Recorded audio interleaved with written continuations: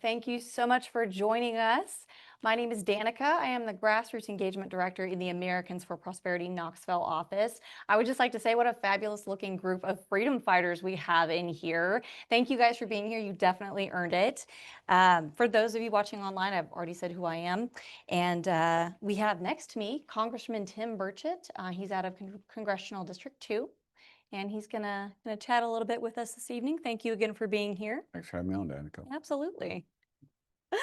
Okay, well, so I'm super excited about this topic. Let's jump right into it. Well, first of all, with the Schumer shutdown, are you enjoying your time off? There's really no time off. I've been speaking a lot here lately. I've been in was 50 counties now in the last year, and speaking, and a lot on the big beautiful bill and other things. And I got in last night about 1:30 and went to the barn. When I come in off the road from something, I'm usually so jacked up, fired up about what's going on. I never can get to sleep, so I go out in the barn and work on skateboards. And I think I got to bed about 4 o'clock this morning, and I had to be up at 7:30 because I was at a speaking engagement in Johnson City. So, oh my goodness. Well, we're honored that you chose to join us today. So really with the shutdown, what's the latest on that? What can you tell us? it's just Chuck Schumer's ego. It's funny. I know all the players in this thing, and I've watched this. I came to Congress with Cortez, AOC. I call her Cortez. She calls me Burchett. So, she's a friend. She's just your friendly neighborhood Marxist. I don't agree with her on a dadgum issue, but we're still friends. And she clearly will be the next senator, U.S. senator from New York, because Schumer is looking over his shoulders. He's a left winger, but he's not a Marxist. And so what you have is New York City is moving in that direction. They'll probably elect that knucklehead. I mean, he's anti-Semitic. He is a Marxist communist. I mean, they don't even their comeback. Oh, he's a communist. Well, he's technically a Marxist. I mean, that's their comeback, Yeah. And so that's not Schumer's base, but it is AOC's base. And so he clearly sees that in his rearview mirror. And so he's having to shift, and that's why he's pushing. I mean, this whole thing is about illegals getting health care, and it's in the bill. It's on page 57. I'd encourage everybody to dig up Schumer's bill and read it, but it's pretty clear, and all the other nonsense that we took out, from circumcisions in Africa to there's something in there for gay male prostitutes in Haiti, for I think dance classes or something crazy. I mean, it's just the most absurd stuff that's in there, And so, but the left, oh, it's just, let's print more money, and that's what they want to do, and that's their whole agenda. And Schumer sees that, and that's what it's all about. They've got that Hate America rally coming up, I believe this weekend, maybe on the 16th, and they can't shut it down after that because Mr. Soros and some of the others, we believe, have invested quite a lot of money in that. And so they have to do that to honor that commitment to the far left. So until that's over, I don't think you'll see anybody. I think eventually you'll see 4 or 5 Democrats peel off. He'll say, hey, we'll rough you up a little bit. And you'll see the people that are either not going to run again or their term is not up for 4 to 6 years. And so you just watch. That's what will happen. And I don't think Republicans are going to cave. We passed it in the House. We passed a clean CR, and the Democrats want to add about 1.5 trillion new dollars in ridiculous spending. Man. I'm sorry, you didn't need all that. No, that's okay. I asked the question. I wanted an answer. That's why we got to stay vigilant. Well, can you tell us first and foremost how the working families tax cut is good for everybody in this room, everybody in Tennessee? It's great for everybody in this room. If you're a family making $70,000, which isn't a whole heck of a lot of money now, it provides about I think around a $1,700 tax savings for you. That hit pretty hard if you did. Want to pay more in taxes? Come on. They're just stealing it, and so we've that ensures that, and there's a whole lot of other things that are in there, from AI to it's just a pretty well thought out bill. As you know, as I told President Trump, in the White House. I said, you know, the big beautiful bill is a little bigger and more beautiful than I really wanted to vote, but actually, if you figure natural growth and the removal of all the ridiculous restraints on things like our energy production or timber and all these other things, you'll see that it frees up America, and that's our outside of our military fighting force. That's why Trump has been able to get peace and he's stopped 6 wars, I think 7 wars in 6 months without firing a shot because it's the economic might. He calls them and says, "Hey, I mean, you know, everybody says, can Trump, you know, how do you think Trump will deal with this, you know, these dictators over here?" I said, "Dadgum, he deals with the Teamsters in New York. I think he can. I think he can handle some punk overseas." And that's exactly. And he's, you know, I've said it many times. I don't want him teaching my daughter's dadgum Sunday school class, but I love him at Pennsylvania Avenue, and I like that he's responsive to me when I have a question, and he gets the answers. If he doesn't know the answer, which is unusual, the media plays him out to be this cocky jerk, and the reality is he's pretty. He thinks things through. I've sat in that Roosevelt room with him and about 14 other folks. They were all members of the Freedom Caucus. I'm not. I was the only non-Freedom Caucus member in there, and it was really interesting, Danika. So we would ask a question, and if he didn't know, he would point behind him and say, "Answer that." He'd have this guy back there or this person over here, and there was 4 or 5, and they were the major players from Treasury, Armed Forces, just all the people, and you name the names, and they were in that room. And he would say, "What's the answer to that?" And JD Vance was sitting across from me on the table, and he added in quite a bit, and I was he's not just some figurehead, and that's pretty cool. I like that. That shows a lot of humility in a leader. That's fantastic. So pertaining to the one big beautiful bill, there was a lot of misinformation spread all over the place about it from all the outlets. Right. What would you say were some of the most outlandish claims made that you were able to debunk? Folks losing their health care. You know, they did make cuts, and the largest cuts ever, and I think in the history of Medicaid, but all he was doing is kicking off illegals and people that were fraudulently on there. I mean, dadgum, yeah, you ought to be able to work 20 hours a week, or at least look for work 20 hours. 20 hours a week, I mean, that's almost congressional numbers right there. You know, that's overtime for Congress. But the truth is that it did the fraud. I love that. I love that more than anything. And then to hear the left and the Democrats scream and squeal that there is no fraud, and then every day there'd be a new news report. I mean, you have to the point now I mean, CNN is correcting the Democrats. Not a lot, but they're you know, there's more people probably saw my colonoscopy than watch CNN today. So Well, well, you are known to be, not to change the subject, but you are known to be fiscally conservative yes, and ma'am, did not actually support the first version of the bill. that's correct. So what changed your mind, and how did you positively impact the change on the latest passed Well, version? actually, the president changed my mind because of the stuff in there that freed up America's workforce. I'm a big believer in capitalism, free enterprise, and a lot. If you dig in deep enough, the Chinese usually have their greedy fingers in it, and through the K Street lobbyists and frankly members of both parties. And sometimes they don't even know they're representing them. You know, they'll have these environmental movements. You know, oh, you got to get out of the coal business, and it's awful. You know, acid rain. But the Chinese are putting on 20 new coal-fired plants every few months, and these are not like American coal-fired plants. These are 1950s. You know, you might as well just be burning tires in your dadgum backyard, and that pollutants go up, and it comes around to us.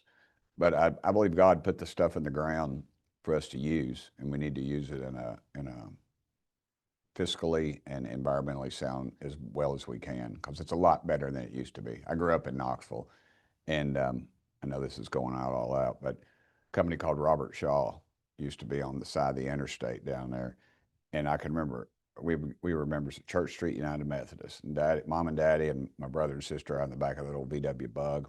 Probably weren't wearing seat belts. My dad was smoking a pipe, and but we all survived, I I was gonna guess. say, did you die? No, You're drank good. out of water hoses too, and I rode a bicycle without, and our skateboards and everything else. But I remember Robert Shaw when they were making plexiglass, you see the smoke coming up, you'd roll your windows up because it would be so Oh my goodness. putrid, your eyes would run and your nose would run that bad. And it's not like that anymore. They do that now. They put your butt in jail, and they should, frankly. Grew up in West Hills. I don't live there now, but I drove over one of the hills, and I remember looking over and seeing the mountains, the Smokies. When I was a kid, you couldn't see that very often, not very often at all. And so things have changed. We changed the environmental rules, which we should, but a lot of the things when they try to put us out of business is China lobbying with the environmental movement, because a lot of those folks are being used by the Marxist and the communist left, and it puts us out of business. And then you combine that with any other worldwide fluctuations, but Trump realizes that, and that's when he's talking to world leaders, that's what he knows it, and they know he knows it, and that's a dangerous. Poor old Joe Biden. I mean, he couldn't find the soft serve ice cream machine in the White House. Poor that guy. guy. Yeah. Last time I had a conversation with him, we were talking about Corvettes, and it was the most surreal conversation I think I've ever had. I've never done acid, but I'm thinking it might have been close to that.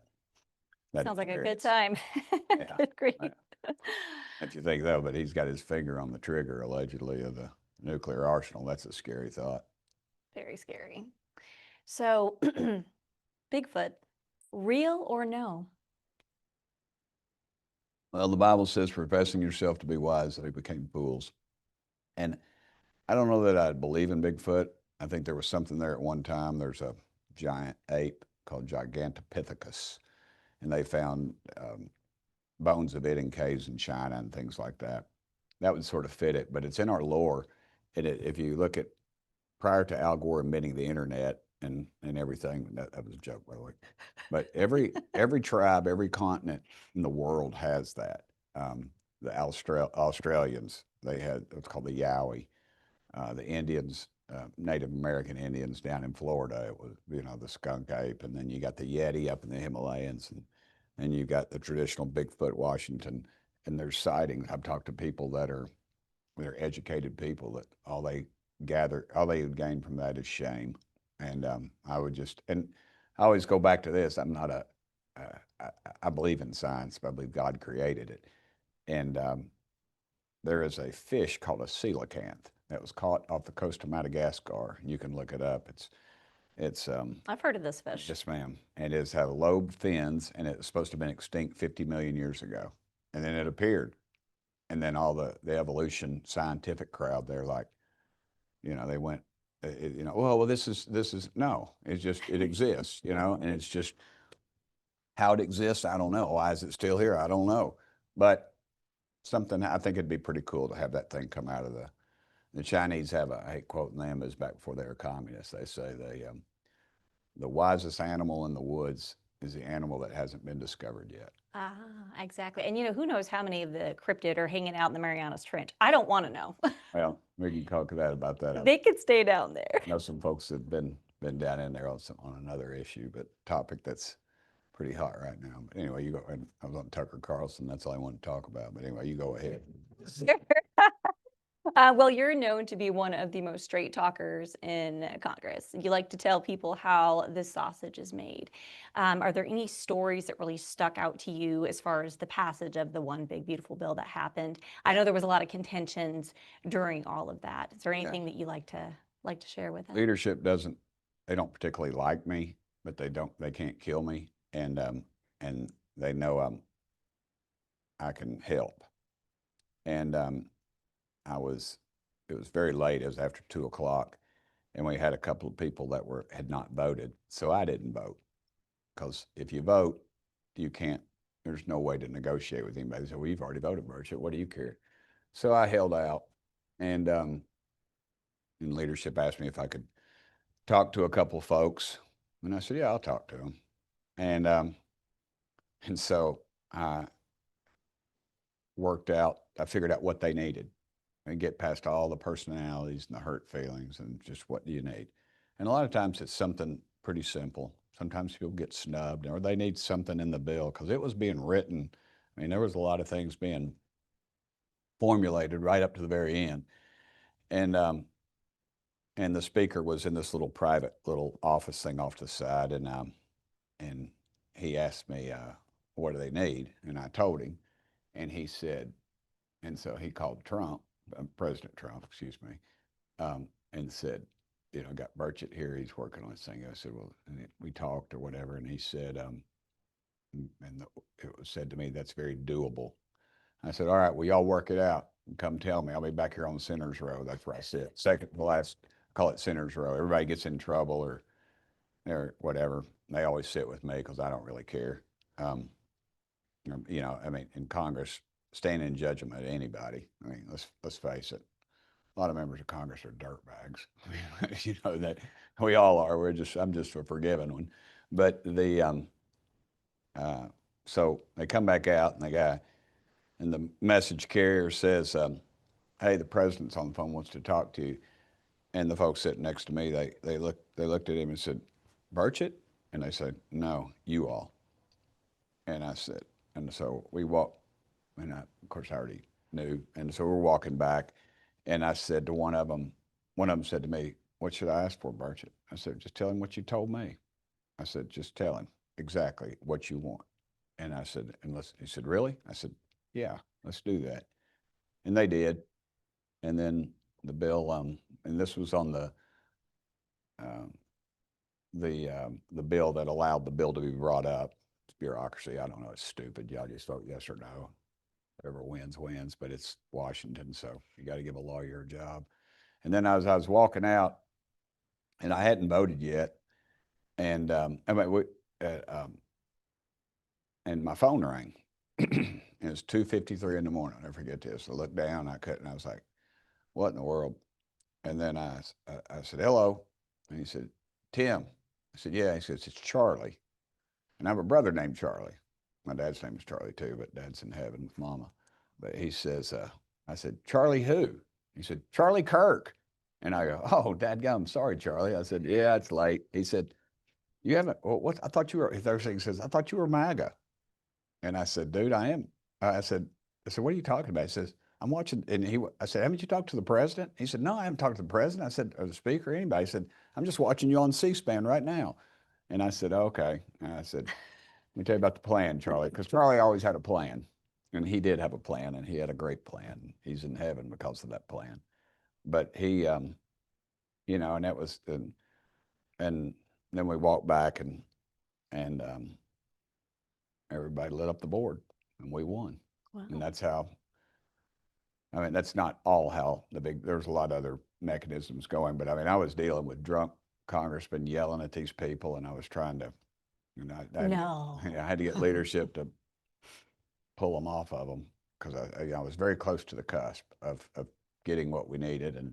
And so I've been in several situations like that. I don't know, it's kind of, I say, kind of like a Forrest Gump. I just back into them. And I mean, even with Speaker Johnson, when he was elected, we had 2 or 3 that held out, and I talked to them, and I told him what they needed. And there's a picture in the Wall Street Journal, front page of the Wall Street Journal that next day, and I'm leaned over, and I'm talking to the speaker, and they were up in the gallery, I guess, and took the picture. I didn't see him take any dadgum picture, but that's where the deal was cut. That's how he became speaker, and that's how the big beautiful bill ended up passing.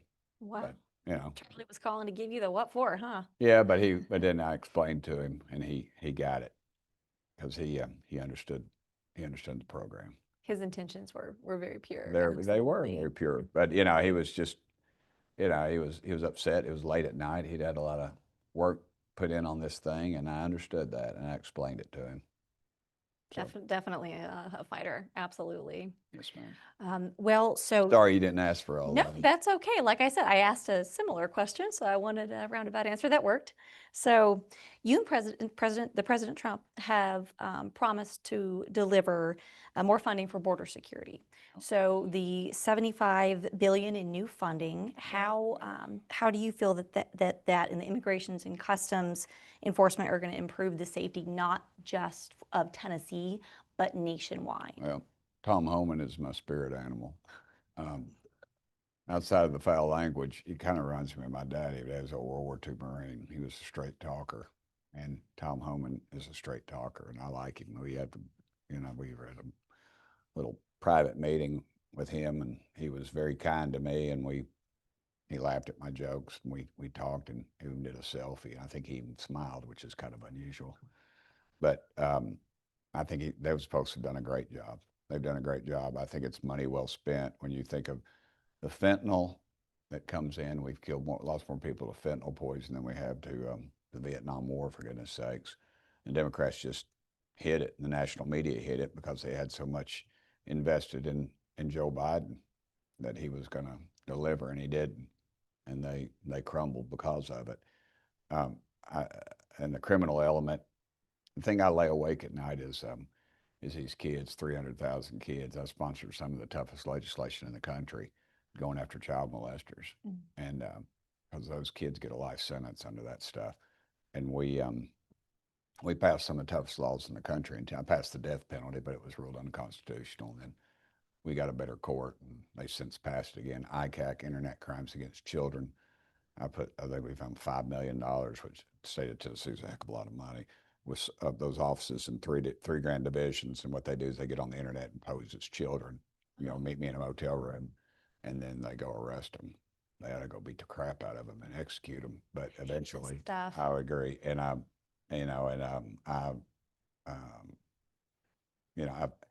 it's unbelievable the amount of people that are affected by that. Every time I go, when I was pushing that when I was in the state legislature, I would speak at groups, and without a doubt, it was somebody you just wouldn't have expected, somebody that was, very well put together or something, and they would confide in me, or somebody would call me. I was on a radio show one time, and I remember the producer asked to see me after the show, and the producer had been abused by an uncle, I believe, and I remembered I was a reporter that I didn't ever really agree with, very liberal, and the reporter, I always remember this. They were using a number 2 pencil, and they put the pencil down, and which to me was a manifestation of their thoughts, saying, "I'm not the reporter anymore. I'm just a person talking to you." And the reporter said that, in fact, they had been abused as a child. Oh, wow. And then the reporter picked the pencil back up, and that was the signal to me to say they're back being a reporter again. Got back into character. Yeah, exactly. Man. And so, I lay awake at night, and those 300,000 children that came over the border that we don't know where they are. Sure, some of them probably went into good homes, but you've got the sweatshop element, and of course the sexual abuse, which I can't fathom that. And that is something that it's inexcusable. It's inexcusable. Agreed. We need to protect the innocent. Yes, ma'am. Absolutely. And the Bible talks about how you treat the least amongst you. Surely our children are the least amongst us, so we need to be protecting. 100%. I have a daughter now. Of course, she's not a child, she's an adult, but she's still your baby. Yeah, well, I got her when she was married to her mama, who's a wonderful woman, and my wife was a widow, and I got a twofer on that deal. I got the family, and adopted her, and she's wonderful. She's like her mama. She's very independent and tough. Hey, you got to be in this world. Come on now. I dig it. They're Burchetts. They got to be. I like that. That's fantastic. Yes. Well, going back to the Tucker Carlson interview, I caught that. That was pretty intense. Yeah. Tucker's a good guy. He's always been very nice to me. Absolutely. What would you want to tell us that you didn't tell him? What's actually going on with those underwater UFOs? Well, that's a lot. This was a high-ranking member of the Navy tells me this stuff, and there's actually a movie coming out. I was in it, actually, believe it or not. I flew down to Texas, of all places. I don't ever go anywhere. I'm my homebody. I'm not I mean, it's a good state. Why would you leave it? You Yeah, know, I come know, on. I dig it, but I get down there, I mean, there's a lot of liberals, and there's a film fest, the South by Southwest. I mean, it's a major type deal, and I have a pretty prominent role in this documentary, and that they interviewed, CIA folks, and I mean, these are high ups talking about it, but anyway, it didn't. The UFO thing is something I've always been interested in. Bigfoot, all that stuff. My parents were unusual. People that grew up in West Knoxville know where the West Hills Library is, and our parents were pretty cool. My parents were, they let me go to the library and just turn me loose, come back, go get big up in a couple hours, whatever, and that was cool. And so we would have these books set up on all that stuff, and UFOs were in there. And I started reading about it, and I really got fascinated with the issue. And I was being interviewed. I was walking down the street, and I always like to joke about the center of all media, TMZ. I don't know if you've seen that show. Turns out I'm big buddies with the guy on there. The guys that do it, they're big fans of mine on this UFO thing. So they asked me, they said, "What do you think about the report that's coming out?" And I said, "Well, I said, it's going to look like it was shot with a 12 gauge. It's going to have so many holes in it. It's just going to be all whited out." And I said these magical words, and I sell this T-shirt on my website that says this. It says, "More people believe in UFOs than believe in Congress," and so, and it sells pretty good, as a matter of fact. But he told me about a craft that they chased with sonar. It was big as a football field, and it was doing over 200 miles an hour. And the fastest thing we got is probably in the mid 30s, I think, maybe upper 30s that you all don't know about. But I don't officially know about it, so I can talk about it. But and so that's about as you can shoot a bullet in a pool that's 30 feet long, and I mean, it literally will fall to the ground, or you can catch it by the end. You mean an AK-47? It just doesn't go that far. It just stops. There's all that friction from the water, and it's just you can't fathom this stuff. And I'm talking to some of the best pilots we have in the world, the equivalency to Top Gun type pilots, and they're this guy. I'm walking, and I get a lot of this stuff they don't tell me in the official meetings. They'll walk out, and we'll be walking along, and they'll say, "Hey, Tim, I need to tell Congressman Burchett, I need to tell you this." And this guy said this thing was 14 feet from my canopy, and said it wasn't ours. And the last thing this Navy guy told me, he was telling me, he walked out. I remember he walked out my side door, which was, I found kind of odd, but now I figured it out. He said, "We're not alone." Mm. And he said, "And they're real." And I said, "All right."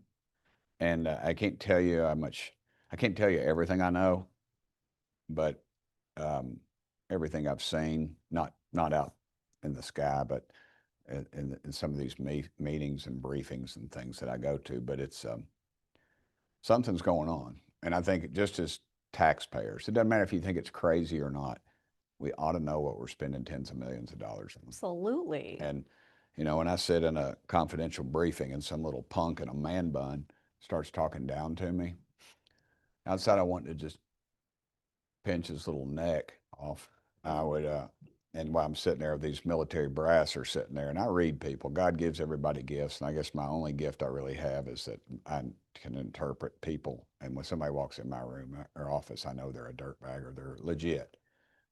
That kid was a little punk, but the brass that was there, you could tell how uncomfortable they were. And so something's going on. In the vastness of God's great universe, I walk out every night to feed or take my dogs to go to the bath. They always go at 4 o'clock in the morning. I never understood that. Why don't you go like at 9 or 10 before we go to bed or something? But no. No, that's too convenient. Yeah. I look up at those stars, and literally the light from those stars left there before the time of Christ. I mean, the vastness of God's great universe. And there's biblical history of it. Ezekiel saw the wheel. Genesis 1, God created the heavens and the earth. And I mean, we are one grain in a billion, in a billion beaches, one grain of sand. And so, and honestly, do you think we're the best God can do? You know, I mean, we're pretty cool, but not that cool. No, you need to come to Washington. I've been there. It's Yeah, all right, good. But no, there's a lot going on with that, and my friend Representative Luna, she's great. And you know, it's funny, they gave us this hearing, the first hearing, and they, you know, patted me on the, oh, we'll let Burchett do this thing, you know, nobody's going to show up. It was the most attended hearing that they'd seen, I think, in 15 years that anybody had a record of. They had to open up another room. I went out at 4 o'clock in the morning to do a interview on Fox, to get on the early show, and people were already lined up outside. Wow. So yeah, there's real interest. Over half the country believes something else is going on. Look, it doesn't matter if you believe it or not. Little green men flying saucers doesn't matter. I just want to know what we're spending tens of millions of dollars on. I concur. It's Absolutely. our dadgum money, and let's find out. And I don't trust the government that doesn't trust its people, and they don't trust us. And there's a lot of arrogance and power. And I mean, I can go into all the other stuff and bore you with it, but and again, you didn't ask for all that. I mean, I kind of did. So. Yeah, you did. Well, what is the name of the documentary again, and when did that air?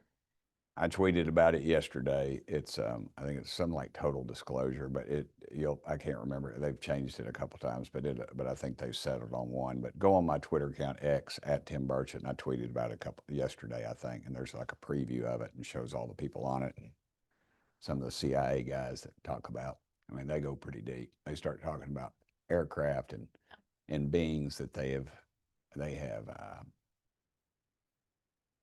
I would just say dealt with. Yeah, I mean, I see, I'd heard it all. I'd been there, but I like watching people and their reactions, and you could just hear I mean, these are old guys. They got nothing to lose. They have nothing to lose except, you know, tarnish their reputations. And they took it. So anyway. Well, let's go back to the I think if I was in a movie, I'd know the name of it, but I just really don't care. That's okay. We'll follow you on X and Yeah. just, you know, look for the updates on Thank there. you. So it's incumbent upon you to put that on there. So let's talk about the working families tax cut. How is that going to affect your everyday regular Tennessean? Yeah, $1,700 a year, and it's moving in the right direction. I think all the other peripheral things too, with the freeing up America's, removing the bureaucracy and just allowing Americans to work. I think that we can, you know, and I always think about people being able to get jobs here.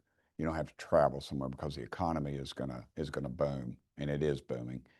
And we've had a few hiccups back and forth, and you know, jobs reports are changing from time to time, and they tend to be fairly inaccurate, as we've found that they've skewed them against us. They didn't report them accurately under the Biden administration to make him look better than he was, and so I don't really trust it. I can just drive up and down Kingston Pike and see a sign that says "Help Wanted."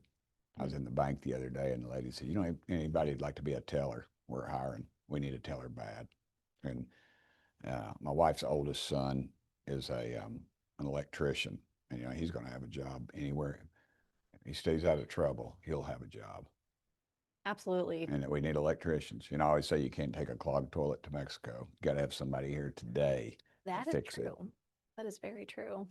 Well, you were instrumental in passing the working families tax cut. What is next for you politically? Well, I would honestly like a shot at, I mean, you know, what I like to do in politics, I would like to be a United States Senator. I would like that opportunity. I like the fight. I like the fight. And I think the Senate would be, somebody like me would be a little interesting over there. I think it'd be very interesting. Yeah, we've been doing pretty well with the social media now, and in the coverage we've been getting, we make a lot of people nervous, and I like that. You know, we pass bills all the times in the House, and they go to the Senate, and they just die. I think if I was a senator, what would I do different than maybe some of the others?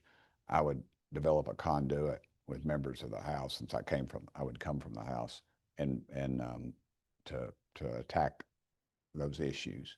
You know, I have a bill now to defund the Taliban. I would send them $40 million a week. Ugh. And it goes to the NGOs. I can go through all that. We don't have all the time. You don't want to hear all that. But I passed it in the House. It passed it in the House. But it's just languishing in the Senate.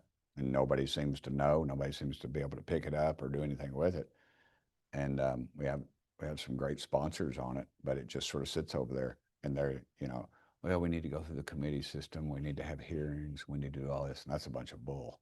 You need to, politics is a dadgum contact sport, Danica. We got too many of these guys want to, they get in there and they want to pontificate and write editorials and nobody's reading that garbage.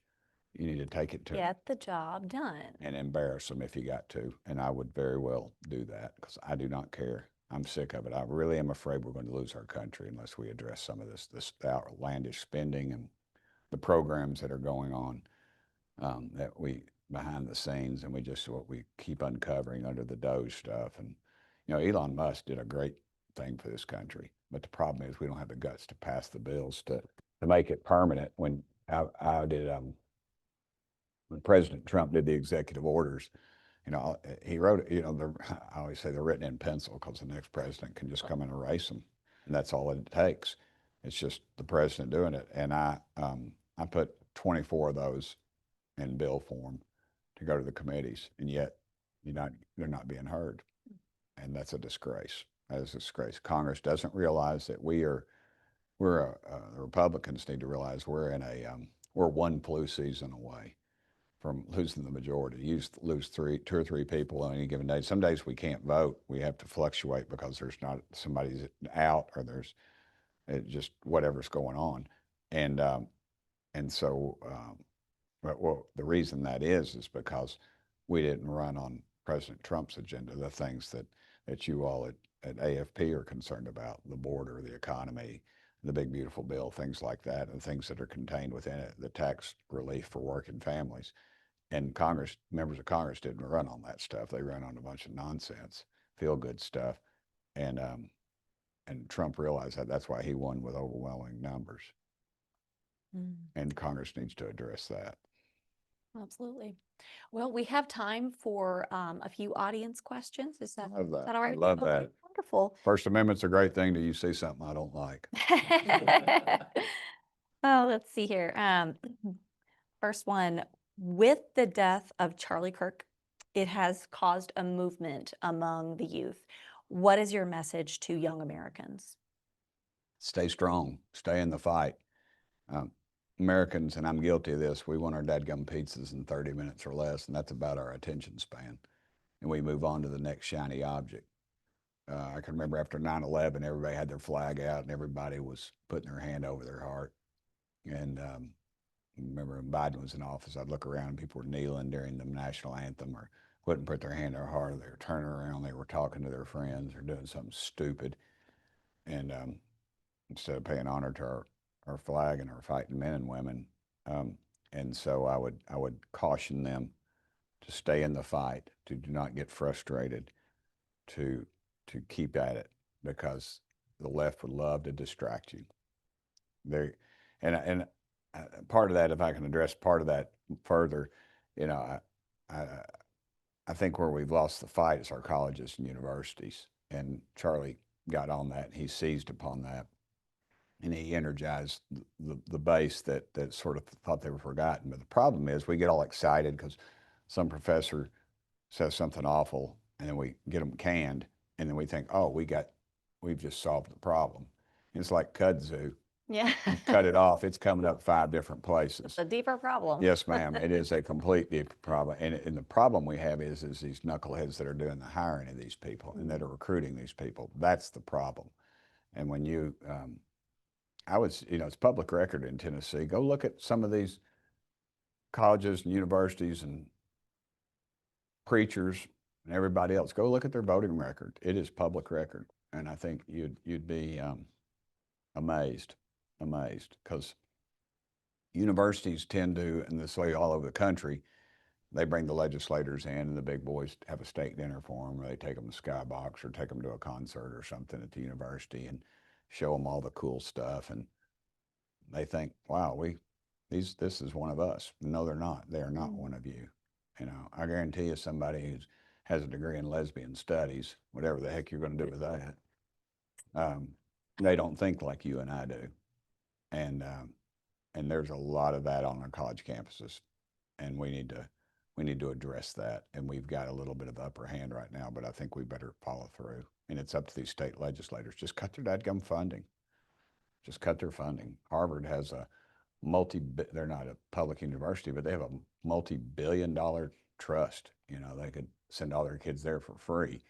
And yet we still dump millions upon millions of dollars to do research at these schools, and they're funneling it into things that they don't need to. And I think we need to get out of that business. Makes sense. Makes sense. Let's see here. So we've got a question on ending the Ukraine war. Yeah. I guess, what are your thoughts on I've that? never voted for a penny for Ukraine. It's not our war. Putin's a thug. He's a third world thug. Their GDP is somewhere between France and Canada's, and everybody says he's Hitler. He's not Hitler.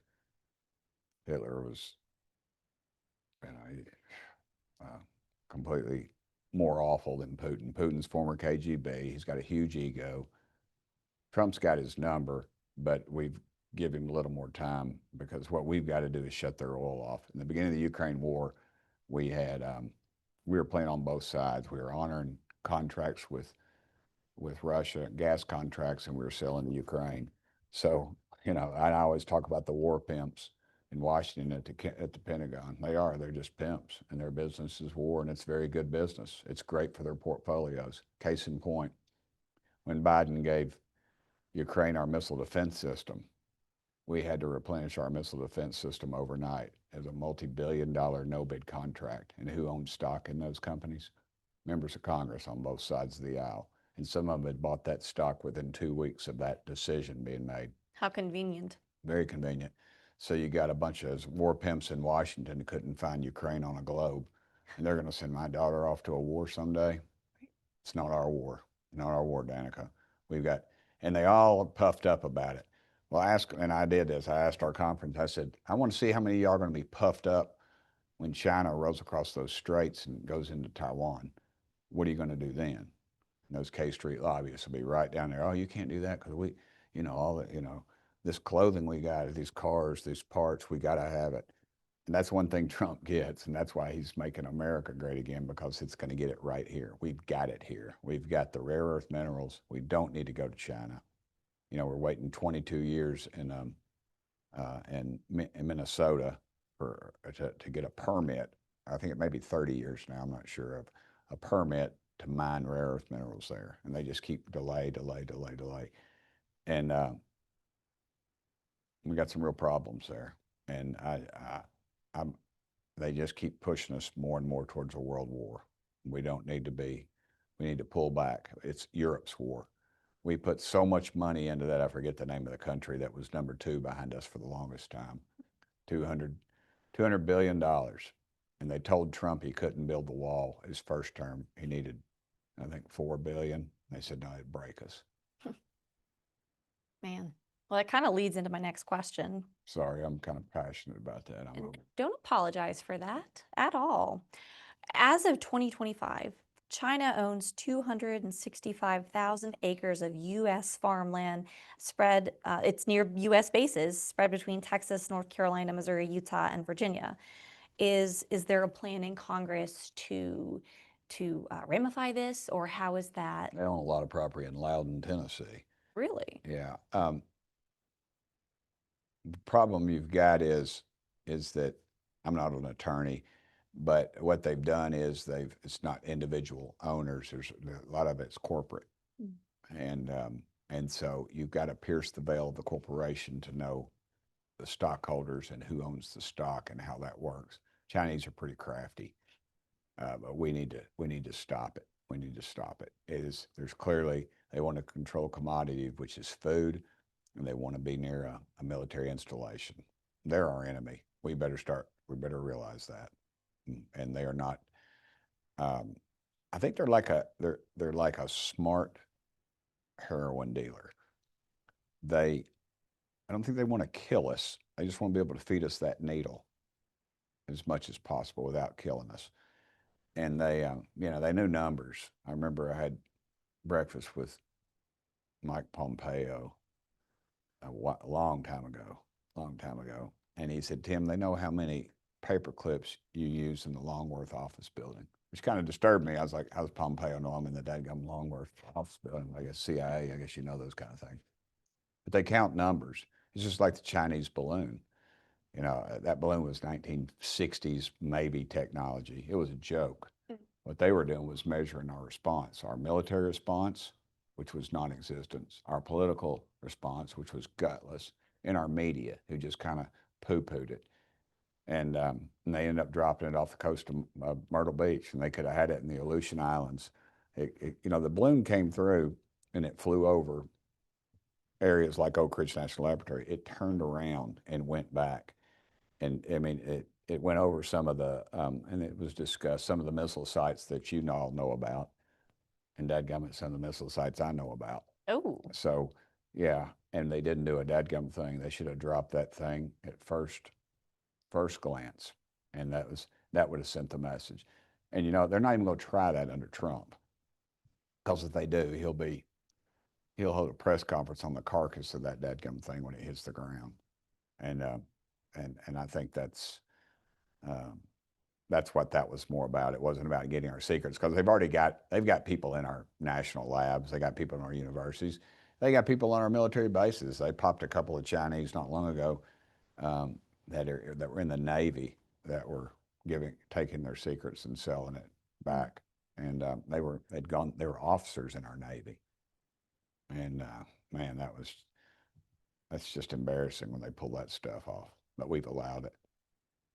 Their own stupidity and greed, and it needs to stop. But yeah, I think we can do something legislatively to stop that, but we clearly need to do it right, because it's whack-a-mole with those cats. You hit them once and they pop. It's the kudzu thing. It just pops up somewhere else.